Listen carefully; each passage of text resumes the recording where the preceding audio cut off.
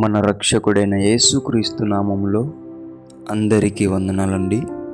ఈరోజు దేవుని మాటలు ఇర్మియా గ్రంథము 42వ అధ్యాయము 11వ వచనము. మీరు బబులోను రాజునకు భయపడుచున్నారే, అతనికి భయపడకుడి.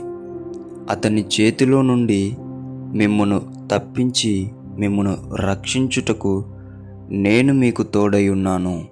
అతనికి భయపడకుడి. ప్రియమైన దేవుని బిడ్డలారా, మీరు దేవుని సేవలో ఉంటున్నారేమో, దేవుని పరిచర్య చేస్తూ ఉంటున్నారేమో, దేవుని స్వార్థ పనిలో ఉంటున్నారేమో. ఏదైనప్పటికీ దేవుని పనిలో కొనసాగుతున్నప్పుడు మనకు కొంతమంది అధికారులు అడ్డొస్తారు, కొంతమంది నాయకులు అడ్డొస్తారు, కొంతమంది మనుషులు అడ్డు వస్తూ ఉంటున్నారు. వారికి నీవు భయపడుతూ ఉంటున్నావేమో ప్రియ దేవుని బిడ్డ.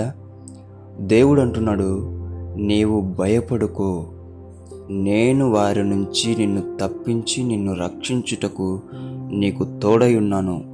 కాబట్టి దేవుని బిడ్డలారా, దేవుడు చూస్తూ ఉంటున్నాడు నీ పరిచర్యను, నీ సేవను, నీ స్వార్థ పనిని. దేవుడు నీకు తోడుగా ఎల్లప్పుడూ ఉంటారు. ఎవరన్నా అడ్డు వస్తున్నారంటే దేవుడు తోడు లేడని కాదు, ఖచ్చితంగా వాటిని నీవు ఎదిరించి ఖచ్చితంగా నీవు వాటి మీద జయం పొంది అందరికీ నీవు దేవుని సువార్తను, దేవుని పరిచర్యను, దేవుని సేవను తెలియజేసే బిడ్డగా నీవు ముందరికి వెళ్ళాలని దేవుడు ఆశిస్తూ ఉంటున్నాడు. దేవుని బిడ్డలారా, మనుషులకు భయపడకండి.